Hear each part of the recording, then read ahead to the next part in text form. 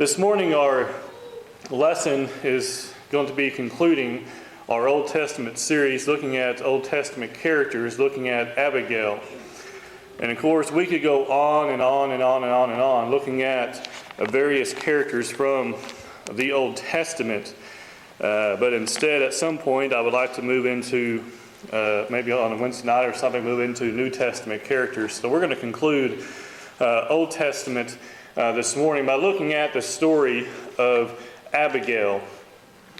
Now, we want to show what we can learn from Abigail. When we started this series, we did several lessons, numerous lessons on different men, and so we want to make sure we give the ladies of the Old Testament as well a good look at as well, seeing the things we can learn from them also.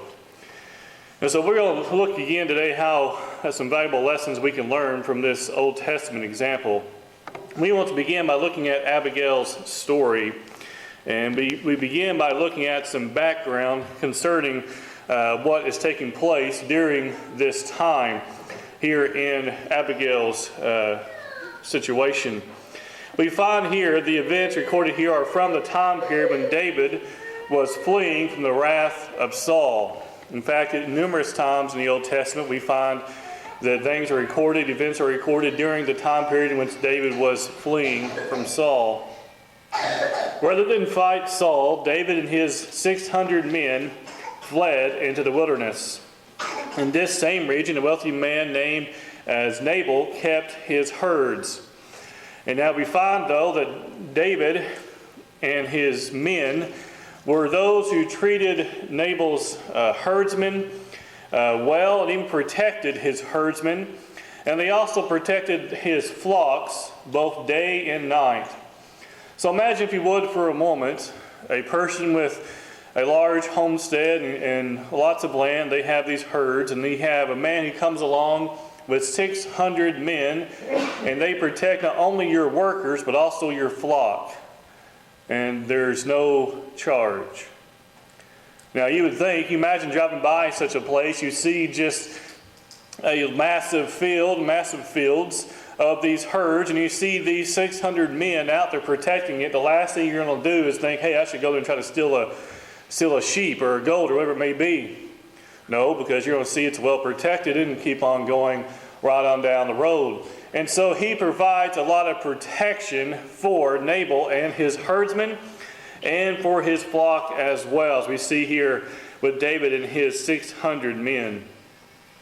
There is always a story, and many times at least, there's a story in the name, and Nabal is no different. His name actually means full.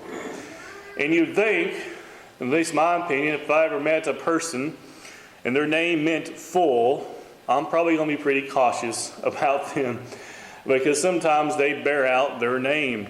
Well, in 1 Samuel 25, verse 25, the Bible says, and this is Abigail speaking, "Please let not my Lord regard this scoundrel Nabal. For as his name is, so is he." Again, Nabal means full.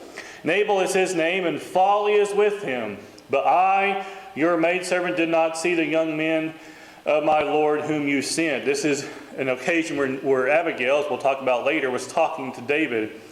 And she refers, again, she's talking about her own husband. And it's pretty bold, but it's not dishonest.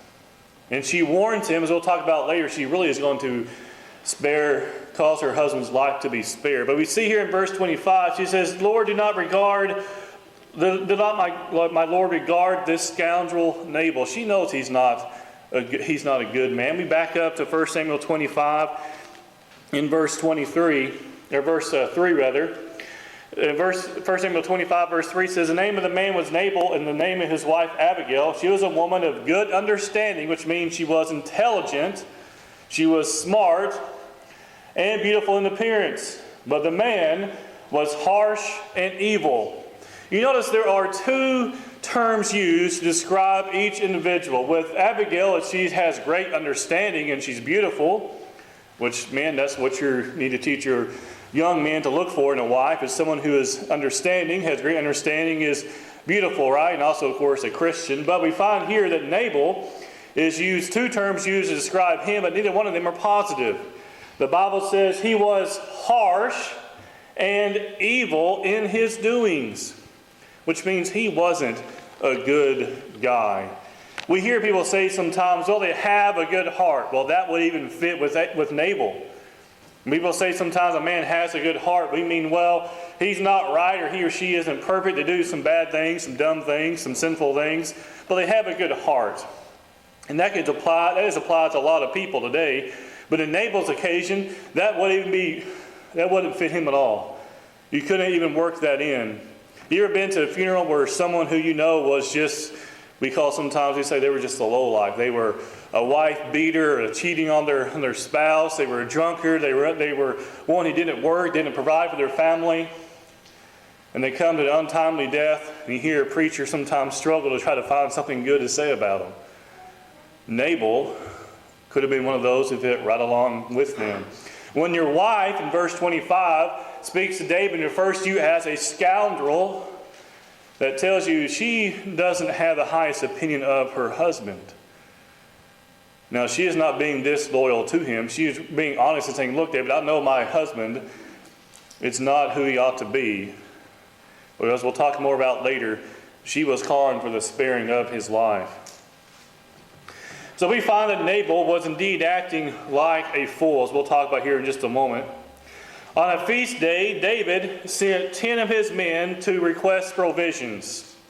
Now keep in mind, David has made his 600 men protect Nabal's herdsmen and all his flock day and night.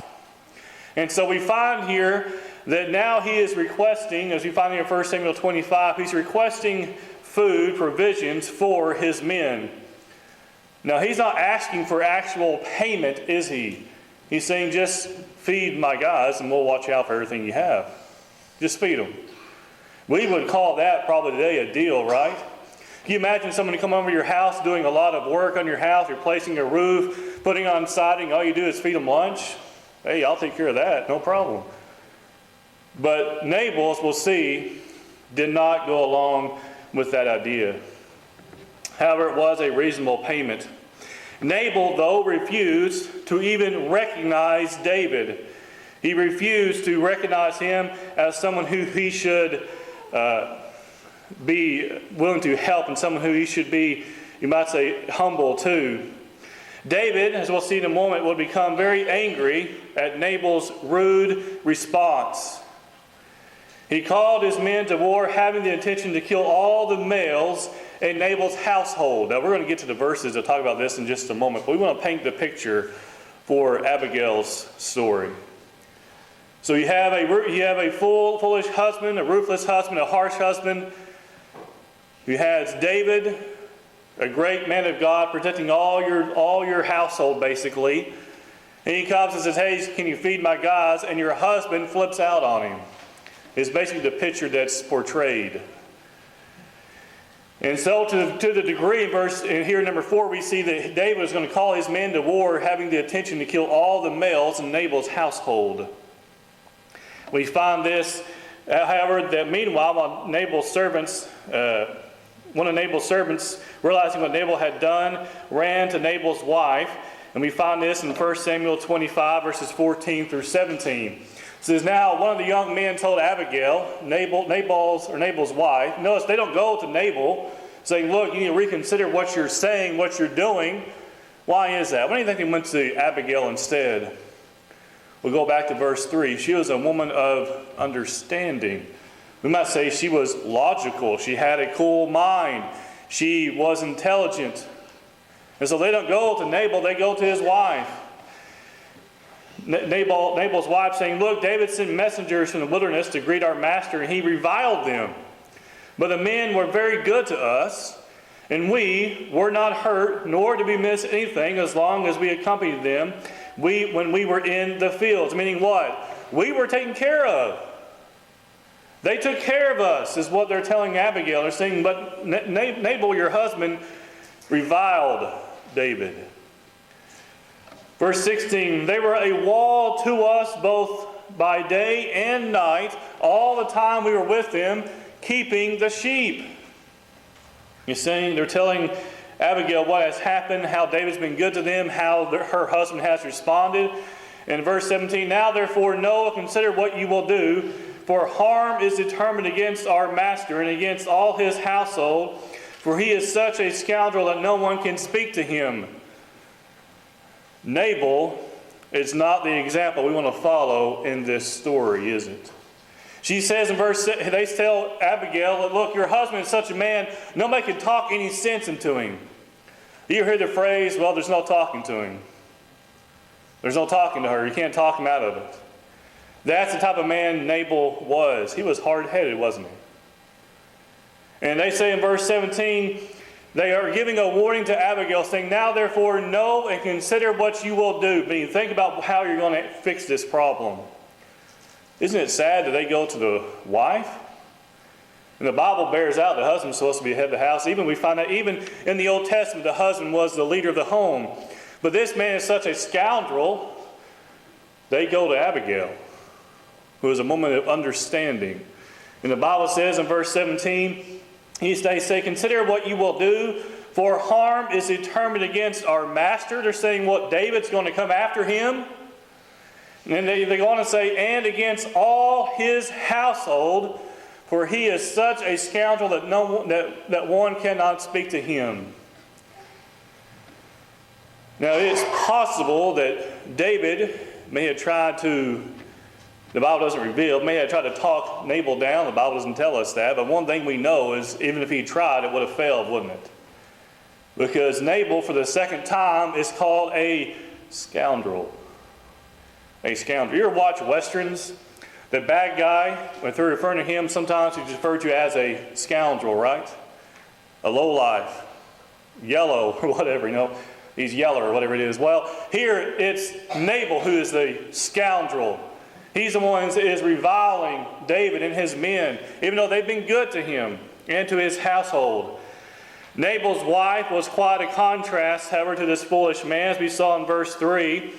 She was what? She was a woman of good understanding. She had a good head on her shoulders, didn't she? She did not respond to David like Nabal did. She was not one who could not be talked to, because why? We just saw in verses 14 through 17, they come to her to talk about it. So that means she is reasonable while her husband is not. Well, let's notice in our next point here how Abigail is going to save her husband, the scoundrel. She's going to save his life. But notice, you're going to see it's not really for the sake of Nabal. Let's look at verses 18 and 19 of 1 Samuel 25. We see that she acts quickly. Verses 18 and 19 says, and Abigail made haste. This is following. We talked a moment ago where the servants came to her and said, this was going to happen. What are you going to do? They mean ill for us and for Nabal and for the whole household. And she responds here in verse 18, Abigail made haste and took 200 loaves of bread, 2 skins of wine, 5 sheep already dressed, 5 seahs of roasted grain, 100 clusters of raisins, and 200 cakes of figs, and loaded them on donkeys. What is she doing? What her husband should have done the first time, right? What her husband should have done the first time. Now you notice, she did all this, the Bible says she did it in haste, which means she was able to do it quickly, which implies that it wasn't something beyond that they could not have done in the very beginning. If you can get all this together in haste, ladies, if you make a large meal for Thanksgiving, can you get together in 10 minutes? Well, no. But if someone comes to your door and you have it already there, prepared, how hard is it to make up a plate very quickly? It's not hard at all. That's the idea here with Abigail. They had the means to provide for these men, and she does it. The Bible says she does so quickly. 200 loaves of bread, 2 skins of wine, 5 sheep already dressed, 5 seahs of roasted grain, 100 clusters of raisins, and 200 cakes of figs, and loaded them on donkeys. And she said to her servants, go on before me, say I am coming after you. But she did not tell her husband Nabal. Why? Because he was an unreasonable man, wasn't he? An unreasonable man. That tells us even when our spouses may be unreasonable, that doesn't mean that gives us the right to be unreasonable, does it? Abigail, someone said, well, she went beyond her husband's, supervision. She, of course, being Old Testament, we wouldn't say she usurped her authority, but she did something without maybe her husband's knowledge. Was she doing something sinful? No. She was doing something that her husband, who was committing sin, should have done in the first place. Well, let's keep reading. Verse 23 of the same chapter, we find that she was going to humble herself before David. And so she loaded up these provisions. She did not worry about the problem at all. She did not worry about feeding them. She just did it. She loaded everything up and sent them ahead to David and his men. And she stayed behind, at least for a time. She did not wait for David to come to her. She met her problems, you might say, face on, didn't she? Her problem wasn't David, though, was it? Her problem was her scoundrel of a husband, wasn't it? Her problem was that her husband could have done what was right, but didn't. Could have done what was reasonable, but he didn't. Now let's notice verse 23.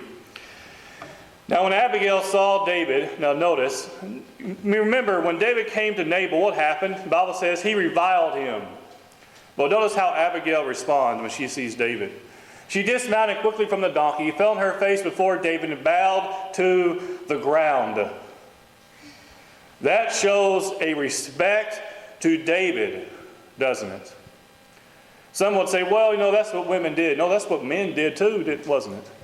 A king came out to them. What did they do? They showed respect to the king. They showed respect to the leader. Here, that's what she's doing, showing respect to this man of God. She dismounted, fell on her face before David, and bowed to the ground.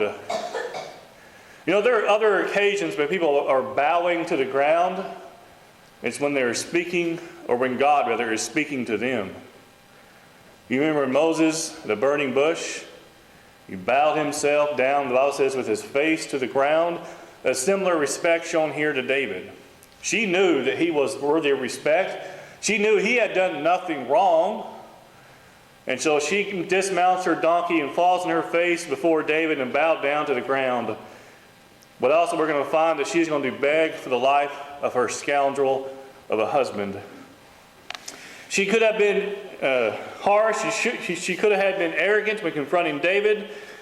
But instead, unlike her husband, she showed respect to him. She took the blame for her husband, as we're going to see in a moment, and asked for forgiveness. Look at verse 24 and through verse 28. So she fell at his feet and said, on me, my Lord, on me, let this iniquity be. What is she doing? It's my fault. She's taking the blame. On me, let this iniquity be. She's saying, don't take it out on my husband. Now, that's a sign of love, isn't it? Don't take it out on my husband, who we have known, as we'll see in a moment, she's going to call him a scoundrel. But she says, let his sin be on me. And please let your maidservant speak in your ears and hear the words of your maidservant. She's saying, just listen to me for a moment, right? Because we back up for a moment ago, we saw where her servants have come to her, warning her, saying, look, David's coming, he's going to kill us all. Because of your husband. He's going to kill your husband and all those in his household. And so she prepares, sends food, and now she's kneeling before David, and she's going to beg for the life of her husband. Look at verse 25. Please let not my Lord regard this scoundrel Nabal, for as his name is, so is he. Nabal is his name, and folly is with him. But I, your maidservant, did not see the young men of my Lord whom you sent.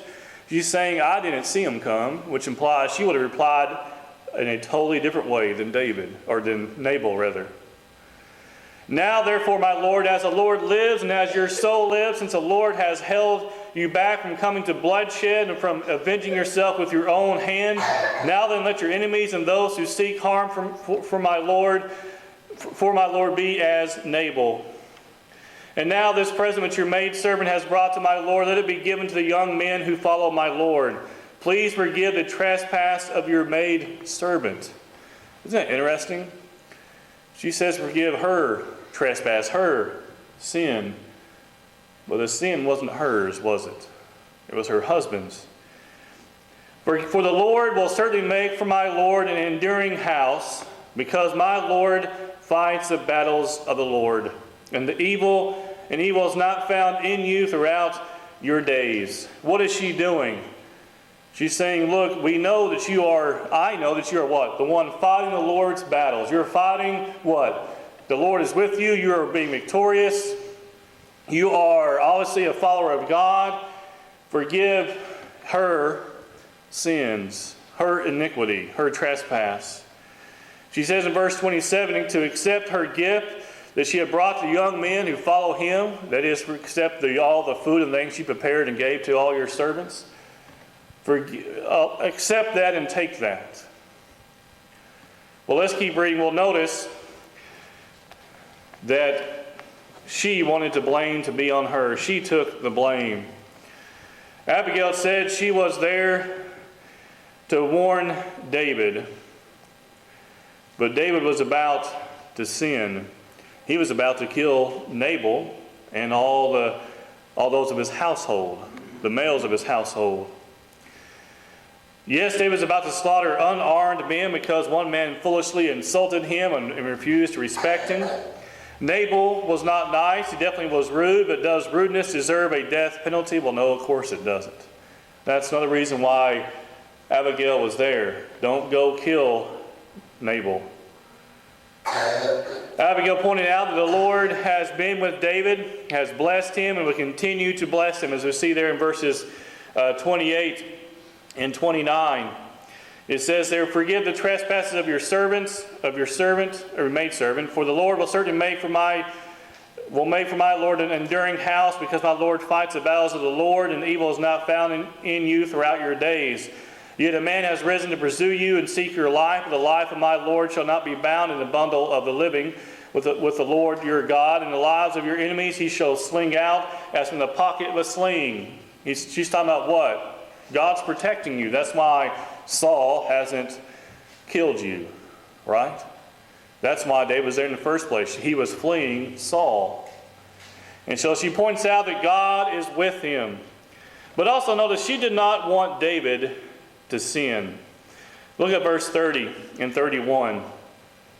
And it shall come to pass, and the Lord has done for my Lord according to all the good that he has spoken concerning you, and has appointed you ruler over Israel. Verse 31 says that this will be no grief to you, nor offense of heart to my Lord, either that you have shed blood without cause, or that my Lord has avenged himself. She's saying, don't make this a blot of sin on your record by going and killing Nabal. Does he deserve? No. Is he a scoundrel? Yes. But if you go and you kill Nabal and you kill his whole household, it's going to cause you to sin, is what she's saying. She says that there will be no grief to you, nor offense of heart to my Lord, either that you have shed blood without cause, or that my Lord has avenged himself. But when the Lord has dealt with my Lord, then remember your maidservant. She's saying, you can remember me when my husband, Nabal, has been dealt with according to the Lord. She's asking for David, don't kill him. Don't let that be a spot on your record. Let the Lord take care of him. Look at verse 31. When the Lord has dealt well with my Lord, don't let your anger towards Nabal cause you to sin. You are a man of God who God has continued to bless. Don't allow this to cause you to sin. As we continue, we notice that Nabal's ignorance. Abigail waited until Nabal sobered up the next day to tell him what had happened. We go to our Bibles here, and these won't be on the screen. Verse 35 of 1 Samuel 25 says, verse 36. So now Abigail went to Nabal, and there he was holding a feast in his house, like the feast of a king. And Nabal's heart was merry within him, for he was very drunk. Therefore she told him nothing, little or much, until the morning light. Verse 36 of 1 Samuel 25. She goes back and she finds her husband, who is so close to death without even knowing it, is having a feast like a king. He is so drunk she has to wait till the next morning to say anything to him at all. This shows you another reason why he's called a scoundrel, isn't he? He goes out, he insults David, he comes back and he throws a feast like a king, probably thinking he's just the man of it all. When all the while his wife Abigail literally saved his skin. Look at verse 37. So it was in the morning, when the wine had gone from Nabal, and his wife had told him these things, that his heart died within him, and he became like a stone. I take that to mean that he literally was scared to death by what Abigail had told him. She waited for him to sober up, and the first thing he heard was, "You almost died yesterday. I went out and I begged for your life, and you were spared because I went and talked to David and did what you should have done in the first place." Now, the Bible doesn't tell us she said it quite like that, but that's the gist of it, isn't it? Verse 37 says, and his wife had told him these things, his heart died within him, and he became like a stone. Look at verse 38. Then it happened after about 10 days that the Lord struck Nabal, and he died. Now, was Abigail right in telling David, let the Lord deal with Nabal? Absolutely. Because it wasn't just 10 days later that he died, and he got what he deserved in the first place. And all the while this happened without David having to commit any sin or act of vengeance because of Nabal's rude behavior towards him. Abigail waited until Nabal sobered up the next day to tell him what had happened. The news shocked Nabal so badly that he became like a stone, and 10 days later he died. You think about what Abigail did, the wisdom, the love she had not only for her husband, because she could have just walked away and said, you know what, he is a scoundrel, David, go get him. But she didn't. She went and she instead pleaded for the life of her husband. For the sake of her husband, but more so for the sake of David. That no sin will be a blot on his record. What are some lessons we can learn from Abigail? Well, it wasn't just her foolish, wicked husband whom Abigail saved. In many ways, you say she saved David. She kept him from sin. Now, that's the type of person you want as your spouse, isn't it? A person who will keep you from sin. We have every reason to believe that Abigail, I'm sure, probably tried numerous times to keep her husband from sin, but it didn't seem to work. Even the servants, when they came to her, said, look, there's no talking to him. He's just a scoundrel. He's a fool. But she kept David from sin, and she tolerated her wicked husband as long as she could. She kept a righteous man from making a grave mistake. She kept David from sin. And she also, at the same time, did what was right by honoring him and by sparing the life of her husband at the same time. As we close this morning, we should use Abigail's example and not go along with poor attitudes and harshness. She knew her husband's attitude, but she did not go along with it, did she?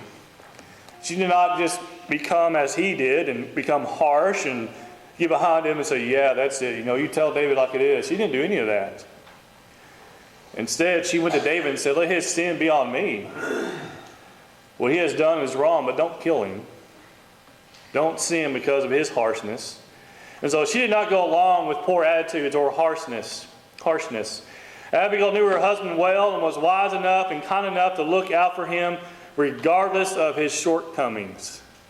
That's to say the least. Can you imagine coming back from talking to someone who was going to kill your spouse, and you come back and you find your spouse drunk having a party like a king? You may think for a moment, boy, what did I just do? But the Lord took care of Nabal and also Abigail. And so as we think about these things this morning, we think about what Abigail did for her husband.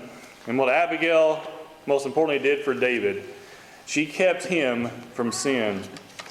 As you think about her example, we can realize that we don't have to go along with someone who, even our spouse, who is committing sin, who enables occasion, was harsh, was scoundrel, and was known as being a fool. We don't have to go along with that. We can do all we can to help them if they'll allow us to do so, and if they won't, doesn't mean we should just give up and go right along with them. Abigail did not. Instead, she asked that her husband's sins be on her, even though that couldn't really take place, could it? So when you think about Abigail's example, let us remember that even though there may be sin in our family, maybe not be our spouse, maybe be our brothers or sisters, maybe our mothers and fathers, it doesn't mean we have to go along with it. You know, there are those today who say, well, that's just a tradition in our family. That's just how we do things. If it's sinful, we shouldn't go along with it. It doesn't matter what it is. Abigail could have just said, well, you know, that's his way of doing things. He just drinks a lot. He's just a scoundrel. That's just how he is. She didn't go along with that at all. Instead, she tried her best to make things right. And that's what we have to do as well. Try our best to make things right and not go along with anyone's simple behavior, no matter how close they may be to us. This morning, as you think about these things, we can help you or encourage you anyway. You can come forward now. Just we stand and sing the song that's been selected.